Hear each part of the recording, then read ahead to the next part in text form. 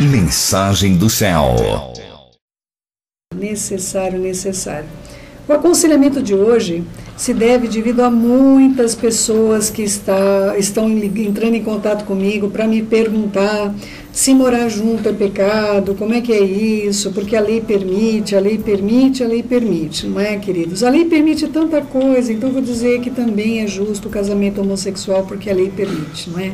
E se daqui a pouco for autorizado por lei que possa estar também matando as pessoas por meio da eutanásia, não é? Eu também vou dizer que a lei permite, não é? Então aí eu vou ter que autorizar porque a lei permite. Queridos, cuidado com isso, não é? Sobre o dogma da lei, usando uma lei por pretexto, muita coisa ruim está acontecendo, tem acontecido e vai continuar acontecendo, até chegar ao ponto de negar o direito de a pessoa ter uma fé e ao ponto de que a pessoa que proclamar o nome de Yeshua vai ser decapitada. Aguarde, você que não acredita que isso possa acontecer, aguarde só mais um pouquinho que você vai descobrir como é rapidinho para fazer isso, como parar hoje lá a estrada com os ônibus, que é um ato completamente inconstitucional, tirar da pessoa o direito de ir e vir. Aliás, é para isso que paga IPVA, não é, queridos? Quem tem os seus veículos, eles deveriam ter direito de ir e vir. Já é um desrespeito, embora compreensível, a questão do rodízio, porque você já paga uma taxa para que você rode, não é?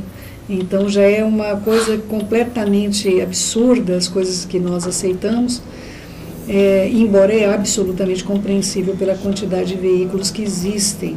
Mas existem leis, queridos, que nós temos de compreender que é completamente contrária à vontade e à palavra do Pai. Queridos, vamos começar um pouquinho acerca de vamos dar nome aos bois, não é? Dizia assim minha avó, vamos dar nome aos bois, não é? Porque senão todo boi vai chamar do quê? Rajadinho, aquele malhadinho, nós vamos acabar usando a aparência do boi para que nós possamos descobrir que boi nós estamos falando. Então vamos falar dos nomes dos bois, tá bom? Concubinato, não é? Pela acepção atual, um termo jurídico que especifica uma união formalizada pelas relações não eventuais entre um homem e uma mulher, impedidos de se casar pelo casamento civil, mas também reconhecido como união estável, constituído uma união estável, reprimida moralmente e aceita por lei, como modalidade de união estável entre os conviventes, conforme redação do artigo 1727 do Código Civil de 2002, e acontece quando uma mulher passa a se relacionar com um homem em caráter duradouro ou não, possuindo o status de meros amantes. Tá bom, queridos? Olha, então vamos entender a etimologia da palavra concubinato. Ela vem do latim concubinatus, que é a junção de concum, que é coito, cópula carnal, e binatus, com alguém. Então, quando você diz assim para alguém, olha, essa mulher é minha concubina, não é? Você está dizendo que aquela mulher é com quem você mantém uma cópula carnal, com quem você mantém um coito. Você está apresentando aquela pessoa meramente como seu objeto sexual, queridos. É o que a palavra diz. Tá bom? Significa a união de pessoas com o fito do prazer meramente carnal. A união estável, entretanto, ela não é a mesma coisa. Ela está no artigo 1727 do Código Civil e define o concubinato como uma relação não eventual que possua impedimento do casamento. Então, o concubinato, ele ocorre quando? Ele ocorre quando uma pessoa casada está vivendo com uma pessoa solteira, queridos. Eles são impedidos de se casarem enquanto não houver o divórcio. Então, isso é colocado como uma união não eventual que tem impedimento de casamento. Ou seja, o fato de você estar unido com uma pessoa em regime de concubinato, não é? Ele vai te dar os direitos aí legais, entre aspas, queridos. Eu quero muito que você entenda e aprenda pelo menos o que as palavras querem dizer, o que a lei quer dizer, tá bom, meus amados? Olha só. Segundo o Supremo Tribunal Federal, companheira e concubina são distintas, sendo o direito uma verdadeira ciência, impossível é confundir os institutos, as expressões e vocábulos, sob a pena de promover a Babel. Quer dizer, se você for ler lá o Código Civil, ou então o que o Supremo Tribunal Superior fala, porque o Supremo Tribunal vai utilizar linguagens que muitas vezes você vai compreender, por exemplo, utilizar a palavra Babel, Babel é um lugar de confusão, não é? A proteção do Estado da União estável alcança apenas as situações legítimas e nessas não está incluído o concubinato. Ou seja, a pessoa que é uma pessoa casada está vivendo com uma pessoa solteira, não é? Ou dois casados que ainda estão casados com os seus cônjuges, mas aí vão viver juntos, não com os seus cônjuges, ou seja, estão impedidos de se casar. Os dois não são divorciados e decidiram morar juntos. A lei não assegura os direitos, queridos, de pessoas assim. Não assegura. Tudo bem? Por quê? Vamos supor, a mulher lá, ela é viúva, tá bom? Ela é viúva, ela não tem nada que impeça ela de se casar novamente, tá bom? Ela se uniu a uma pessoa que era casada, mas não se separou, tá bom? Essa mulher, ela continua recebendo o benefício da morte do marido. Você compreende, queridos? Como é perante a lei? A lei não tem como defender o concubinato, ela não tem como defender um dos cônjuges que possa estar, os dois serem casados com outras pessoas, não é? E eles foram viver juntos, não é? Aliás, até o nome é outro, viu, querida minha? Não é? O nome tanto para união estável quanto para concubinato é companheiro, não é marido e não é mulher. Eu queria que você visse essas coisas. Não adianta você não estar vivendo com uma pessoa que ele é seu companheiro, mas ele não é o seu marido e você dizer o meu marido. Não adianta você estar vivendo com a sua companheira, porque a lei vai te tratar assim. E você vai ser tratado assim também pela imprensa. Pode ver, morreu lá alguém, aconteceu alguma situação, a companheira, não é a esposa, não é a mulher, não é o marido, não é o esposo.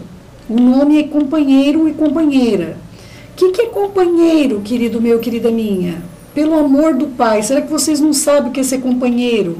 Companheiro é o que faz companhia, queridos. Companheiro, ele não tem obrigatoriedade perante a lei, meus queridos. Não é? Companhia, não é? Meu amado, minha amada, é importante que você veja algumas questões que estão ligadas aqui na Terra e estão ligadas no céu, tá bom? Dessa maneira se difere com o concubinato da união estável, porque na união estável a pessoa, ela está junto e os dois são solteiros.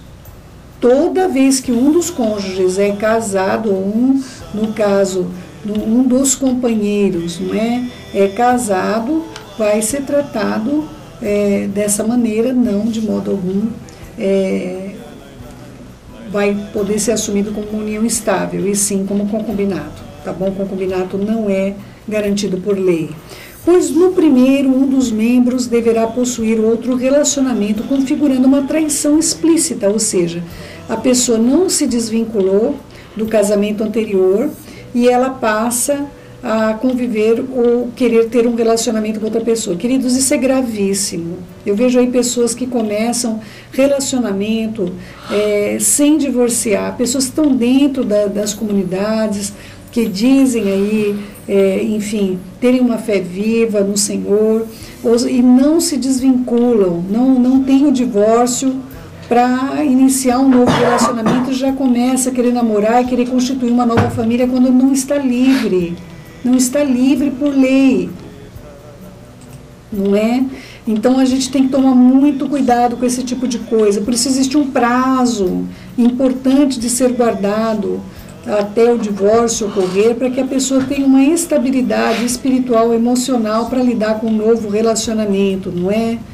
Olha só, querido meu, querida minha, no concubinato somente se preservará aquilo constituído pelo esforço mútuo do casal, legitimamente constituído perante a sociedade civil. Ou seja, a pessoa está em concubinato, ela tem que registrar tudo em cartório, queridos, porque a lei não vai garantir nada do que ela tenha. Tem que ser tudo registradinho. Então, o casal lá comprou uma casa juntos, né? Eles não são divorciados, eles não têm que ir lá no registro civil para garantir os bens, porque a lei não vai garantir bens. Se ele tem filhos, ela tem filhos, no nome de quem ficar o imóvel, a lei não vai garantir que o outro vai ter parte, queridos. É uma união ilegal. Uma pessoa casada com outra, que não se divorciou da outra, não deveria estar constituindo uma nova família, queridos. Ah, mas o que eu faço? Minha mulher não dá o divórcio, o meu marido não dá o divórcio. Meu querido, minha querida, você vai ter que agir, orar, dobrar seu joelho, agir em prol da tua libertação, porque você não vai ter um relacionamento abençoado enquanto você não estiver livre dessa outra pessoa, meus queridos.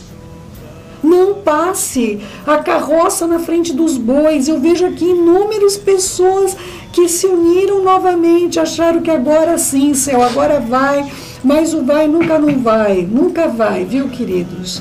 Pelo amor do Todo-Poderoso, meus amados, não acometam para a sua cabeça, e aí fica a ex, que não é ex, ela não é ex, a ex não é ex, não divorciou. Ainda acha que a ex está enchendo a paciência, quando não é ex, não está divorciada. Vocês que estão amaziados, vocês que estão em situação irregular, e ainda acha que vocês que estão certos. É a ex que está enchendo, que não é ex coisa nenhuma, porque continuam casados legalmente. Então, queridos, ou nós tomamos um posicionamento correto, porque está uma salada tudo isso, meus amados, está uma salada e as pessoas estão em pecado. Ah, não é porque a consciência não dói que não está tendo pecado, meus queridos. Quantas coisas hoje a gente cada vez mais compreende que desagrada aos olhos do nosso Pai e que antes, como dizia meu filho falecido, não pegava nada. A gente não sentia que estava errado. Todo mundo faz. Olha só, meu querido e minha querida, importância de que você compreenda. No concubinato, somente se perseverará aquilo que foi constituído por esforço mútuo perante a sociedade civil. Até a Constituição de 88 no Brasil, havia duas formas de concubinato, o puro e o impuro ou adulterino. No puro, o homem e a mulher livres, sem nenhum vínculo impeditivo, como casamento, iam morar juntos, sem, entretanto, casarem formalmente, com o intuito de formar uma família. O concubinato impuro ou adulterino é aquele em que os dois cônjuges, o casal pode ser casado, ou um ou outro pode ser casado, e dessa maneira é compreendido por lei que foi abandonado o lar conjugal sem, entretanto, se separar ou divorciar. Tá bom, queridos? É assim que a lei entende. É importante que você saiba como é que a lei entende. Tá bom? A união estável é a relação de convivência entre homem e mulher, que é duradoura e estabelecida com o objetivo da constituição familiar. O novo Código Civil não menciona o prazo mínimo de duração da convivência para que se atribua a condição da união estável. Não é necessário morar junto para ter união estável, queridos. Vocês sabiam disso? Não, provavelmente não sabiam, né? Pensa assim, olha, é união estável. Não, não é necessário. Queridos artistas que se casam aí, não vou citar os nomes, mas todos casam por contrato. E casam com um contrato dessa maneira e cada um continua morando na sua própria casa. Vocês sabiam disso, queridos? Pois é, então fiquem sabendo, né? Cada um tem sua própria casa, dificilmente vão morar juntos, tá bom, queridos? É união de amantes mesmo. E aqui nós vemos as pessoas achando erroneamente que elas, por estarem convivendo com o companheiro, terem filhos e tudo mais, pensa dentro do coraçãozinho, não é? Que aquela união é uma união reconhecida com direito de casamento. Querido, não é, querida minha, não é. Não tem direito de casamento, querido meu, querida minha. Quando uma pessoa se casa com outra, ela vai ouvir o juiz de paz dizendo assim: eu vos declaro marido e mulher. Não é isso, queridos? É declarado eu vos... Por que não declara esposo e esposa? Porque a palavra esposo, não é? Que vem também do latim esponsio ou espôncia, no caso, esse nome quer dizer o quê? Que está comprometido irrevogavelmente para o casamento. Seria noivos. Então, assim, é errado o marido chamar a mulher de esposa? Não, porque no Brasil teve uma conotação carinhosa. É como se você dissesse, eu chamo meu esposo de esposo, estou dizendo, é meu eterno noivo. E ele me dizendo, é minha eterna noiva, é minha eterna querida, é minha eterna que estará ao meu lado. Então, meus amados, essa questão de marido e mulher é super importante, porque a única união que vai mudar o estado civil é o casamento, queridos. É o casamento. Uma mulher não se torna mulher no nome mulher em qualquer outro tipo de união. E o marido não se torna marido em qualquer outro tipo de união, exceto pelo vínculo do casamento. Está bem? Então essa mulher e esse homem, eles se tornam marido e mulher determinado por lei, né? Essa palavra mulher que deriva também do latim, é uma palavra como mulher, e essa palavra ela tem o sentido de tanto de ligação ao suprimento, ao leite, a pessoa poder gerar filhos, como tem uma conotação carinhosa de ser a mais frágil, que precisa proteção, não é? Marido vem do latim também, mas, não é? E, querido meu, querida minha, a despeito de toda lei, mas quer dizer macho, queridos. O homem só se torna macho quando ele se casa. Não é, queridos? Ele exerce a sua masculinidade com o direito de lei, ao lado da sua mulher. É isso que a lei preza, é isso que a lei legitima. Ela legitima ela outorga. Este homem é um macho verdadeiro, ele assumiu uma mulher para si, para protegê-la, para amá-la, para gerar filhos, para constituir a família, para ter uma responsabilidade. Ele é marido, ele passa a ser marido. A mulher, se ela se separa, se divorcia, ela passa a ser divorciada. O homem que se separa muda o seu estado civil para divorciado. E se morre um dos cônjuges, também muda o estado civil. A pessoa é viúva ou é viúvo. Isso não acontece, querido meu, querida minha. Não vai acontecer nem na união estável e não vai acontecer nem no concubinato, porque as pessoas na união estável são reconhecidas como solteiros por lei, queridos. A pessoa pode estar vivendo 20, 30 anos juntos. Quando ela vai escrever lá, você é solteiro ou casado, ela tem de escrever que ela é solteira, o estado civil dela é solteiro, queridos. Ah não, Céu, mas agora tem as opções. Amaziado, tem lá as opções agora para você se sentir melhor, querido meu, querida minha. Mas por lei você continua sendo solteiro. Não se engane. Não queira passar, né, a manteiga, a margarina, não é? Para você engolir uma coisa errada, porque o Eterno não vai admitir essas coisas, meus queridos. É lamentável o que nós vemos, não é? Deixa eu correr aqui, porque nós temos muita coisa para tratar, aqui juntos, que infelizmente, falta até tempo para a gente lidar com essa questão. Quero ler aqui algumas coisas no finalzinho, não é? Todo esse estudo que eu preparei para você, que eu quero ver se eu coloco lá na nossa página web, não é?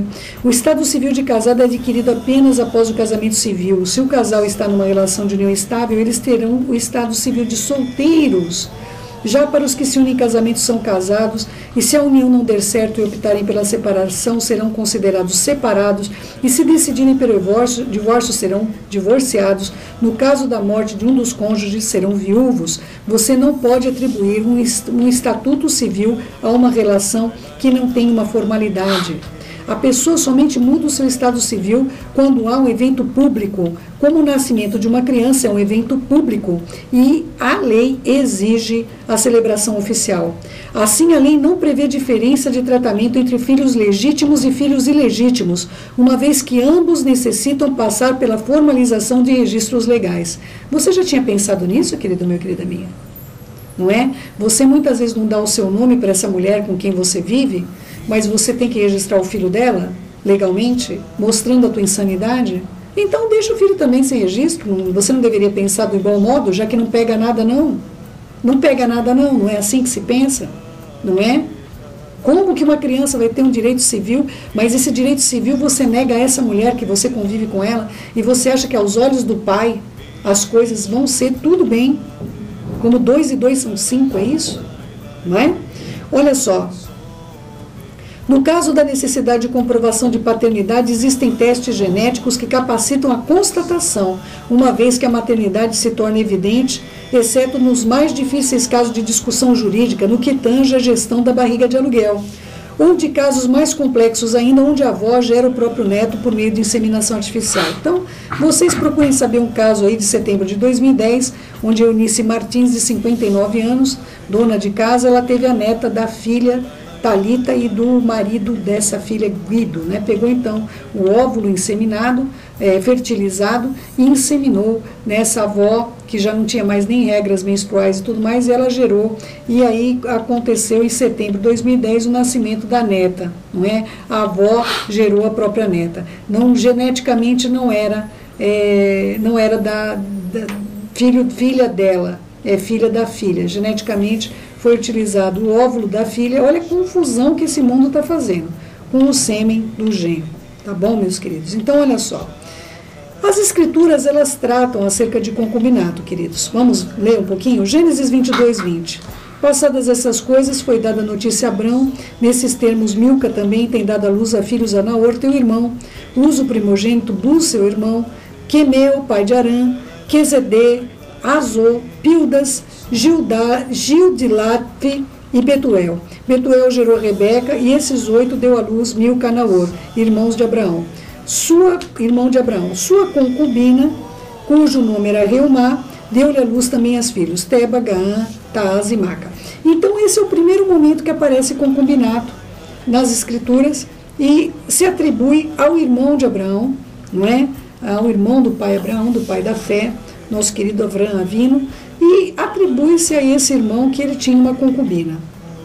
Então era uma prática na terra dos caldeus, uma prática pagã de ter concubinas. Uma prática pagã, queridos, uma prática social pagã, onde existiam concubinas com o intuito do quê? De ter filhos, queridos.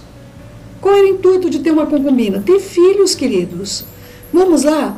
Gênesis 16, 2. Disse Sarai a Abraão: eis que o Senhor me tem impedido de dar luz a filhos, toma, pois, minha serva, e assim me edificarei com filhos por meio dela.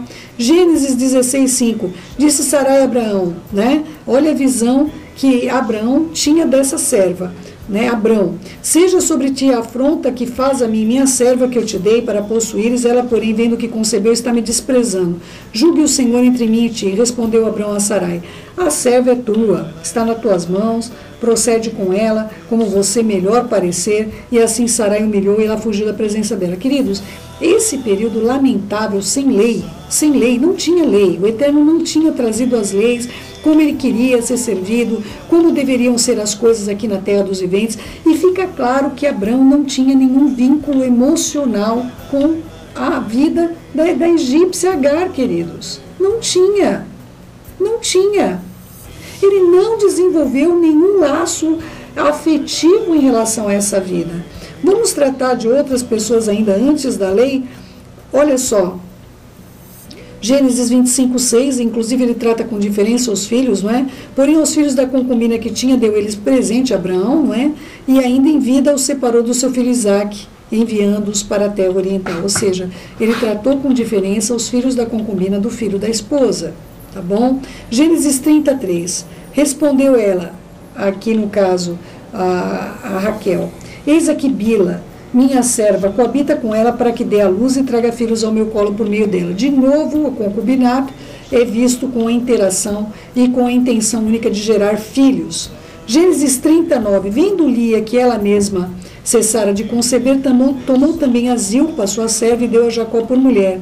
Zilpa, a serva de Lia, deu a Jacó um filho, e disse-lhe afortunada, ele chamou de Gade. Depois Zilpa, serva de Lia, deu o segundo filho a Jacó. Queridos, Jacó, ele tinha essas concubinas com a vida dele tão tumultuada, essas mulheres transtornaram mesmo a vida dele, mas essas concubinas não tinham caráter de esposa, queridos. Ele nunca perguntava a opinião delas para nada.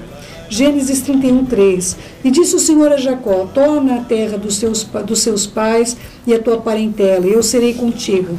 Então Jacó mandou vir Raquel e Lia do campo para junto do seu rebanho, e lhe disse: eu vejo que o rosto do vosso pai não me é favorável, como anteriormente, porém o Deus do meu pai tem estado comigo, e vós mesmas sabeis com qual empenho tenho servido ao Pai, ao vosso Pai. Porém, queridos, ele estava chamando elas para tomar um conselho de ir para outro lugar, para outra terra. Ele não chama as concubinas, queridos, nem leva em conta a existência delas. Isso advindo como uma cultura pagã que a lei não tinha sido estabelecida, não é? Nós vamos ver essas coisas sendo tratadas ainda no livro, em vários livros onde a lei já havia sido dada, porém não era observada. Nós vemos no livro de Juízes ainda situações lamentáveis com concubinas, como eu já narrei aqui para vocês, o levita com a concubina que podia se casar com ela, mas não se casou. Essa concubina foi abusada sexualmente, quase destruiu toda a tribo de Benjamim, uma situação como essa, lastimosa que foi que aconteceu, situações que não eram para ocorrer no meio dos filhos de Israel, não é? Olha só, meus queridos, a palavra concubina aparece, com relação ao concubinato, aparece 36 vezes nas Escrituras, nenhuma na Torá. Não há menção na Torá, não existe lei que rege duas pessoas irem morar juntas pela vontade do Eterno, queridos, sem nenhum compromisso legal. Em toda a lei que o Eterno deu para Moshe, não se privilegia, não se menciona, não se cogita o concubinato, queridos. Não se une, não se tem união estável ali, queridos. Pior do que isso, na nova aliança inteira não há menção sobre isso, meus amados. Tem alguma coisa muito ruim acontecendo quando nós nos baseamos agora em leis humanas e deixamos de observar o que as Escrituras dizem, não é? Olha só, Juízes 19:1, naqueles dias em que não havia rei em Israel, houve um homem levita, que é o caso que eu contei para vocês, leiam lá. Mas em Juízes 17 diz, naqueles dias não havia rei em Israel e cada um fazia segundo achava mais reto. Juízes 21:25, naqueles dias não havia rei em Israel, cada um fazia o que achava mais reto. Repete novamente o mesmo texto, não é? Então, nós vamos ver Davi, que recebeu como prêmio lá as 10 mulheres que eram de Shaul, do rei Saul. Davi vai ficar com essas 10 concubinas, deixa ela no palácio lá, e o filho dele, pelo conselho de Aitofel, que seria, no caso, infelizmente, não é, o avô de Betseba, não é, que estava muito irado com relação à vida do rei Davi, fala, olha, se deita com as concubinas do seu pai, mais uma tragédia de Israel. Ou seja, não era nem para ter concubina pelas Escrituras, queridos. E essas moças ainda são abusadas sexualmente, deviam ser moças lindas, com quem se deita Absalão, à luz do dia, expondo essas moças a essa situação vexatória, não é? Leia lá 2 Samuel 16:20. Todas as vezes que nós vemos a palavra concubina utilizada, ela tem conotação meramente sexual, queridos. Não é? Olha só, temos mais um caso, no caso de Daniel, nós vamos ver mencionado novamente concubinato. Daniel 5:22, tu, Belsazar, que é seu filho, queridos, não quer dizer que é filho, porque o Belsazar ele não é filho de Nabucodonosor, ele é neto, ele é filho de Nabonido. O pai tinha ido viajar para a Arábia, tinha ido para o deserto da Arábia, sei lá fazer o quê, acho que consultar demônio, que é o que eles mais faziam, e ele ficou por 8 anos lá no deserto da Arábia. Enquanto ele ficou nos 8 anos, o filho dele ficou lá, fazendo tudo que não devia, não é?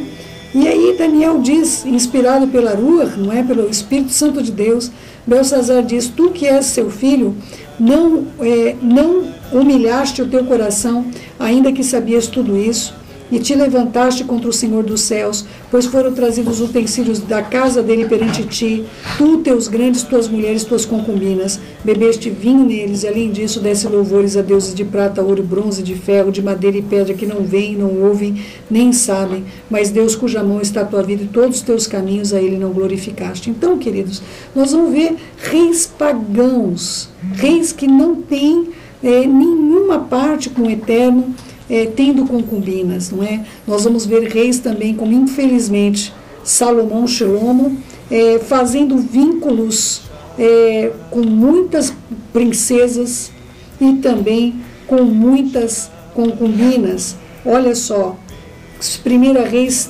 11:3, tinha Salomão, Shelomo, 700 mulheres princesas e 300 concubinas. e as suas mulheres lhe perverteram o coração.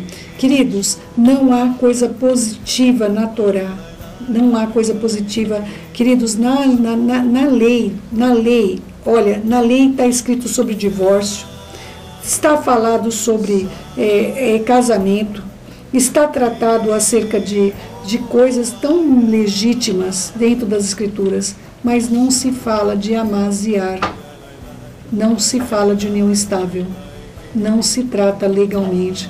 Yeshua nunca tratou de uma união estável, queridos. Isso para Israel era adultério, queridos. Era fornicação. Adultério, no caso, se a mulher tinha marido, não é? Ou se o homem tinha uma mulher. E fornicação, se os dois fossem solteiros, eles teriam de ser apedrejados até a morte, queridos. Era isso que a lei instituía. Então, meus amados, eu não sei de onde tiraram que isso não é pecado. Honestamente, eu não sei, não é? Há pessoas, céu, mas e aí agora? Agora eu já estou vivendo nessa condição. O que eu vou fazer da minha vida, não é? É a mesma história, queridos. É arrepender-se, orar. Já contei para vocês, eu tive um caso aí, lá em Manaus, não é? O pescador, que era fonte de provisão da família, casou com 3 irmãs. Eu já contei isso para vocês. Casou-se não, ele vivia com as 3 irmãs. Tinha quartos lá separados para cada uma delas, e ele disse que ficava 2 dias com cada uma da semana e no domingo ele descansava, né? E tinha filhos com as 3 irmãs, tá bom, queridos? E aí o que aconteceu? Ele se converteu, e aí ele vai fazer o quê? Vai jogar fora as mulheres? Gente, entenda, aqui nós estamos dizendo não para o leite que já derramou. Eu estou falando para aqueles que querem derramar o leite, não é? Eu não estou falando para você, então agora o que eu vou fazer? Vou separar, vou fazer. Não é isso, gente. Mas procure corrigir a sua vida. Você quer estar cheio da Ruach HaKodesh, quer estar cheio do Espírito Santo de Deus, você quer estar fazendo as coisas de acordo com a vontade do Pai, acerte a sua vida. Céu, não dá. Não dá para acertar a minha vida. Agora, querido meu, querida minha, você está vivendo com um homem casado? O homem tem esposa? Não é? Ou você está vivendo com uma mulher que é casada, ela tem marido, ela não foi... Meu querido, minha querida, isso é adultério, queridos. Não mude o nome para ficar bonitinho para você. É concubinato. Pelo amor do Pai, gente. Não é? Isso aí não... Gente, olha, não tem condições uma coisa dessa. Não tem. Entende? Então, arrumem as vidas aí. Você aí está vivendo há 20 anos com essa mulher. Você é desimpedido, ela é desimpedida. O que te impede você de casar com essa mulher, homem? Pelo amor do Todo-Poderoso. Arruma isso. Dá um nome para essa mulher. Faz dessa mulher mulher. Não faz dela sua companheira. Faz dela sua esposa. Legitima isso perante o homem e perante o Pai. Dá honra a essa mulher. Como é que essa mulher vai te honrar, meu querido? Não é?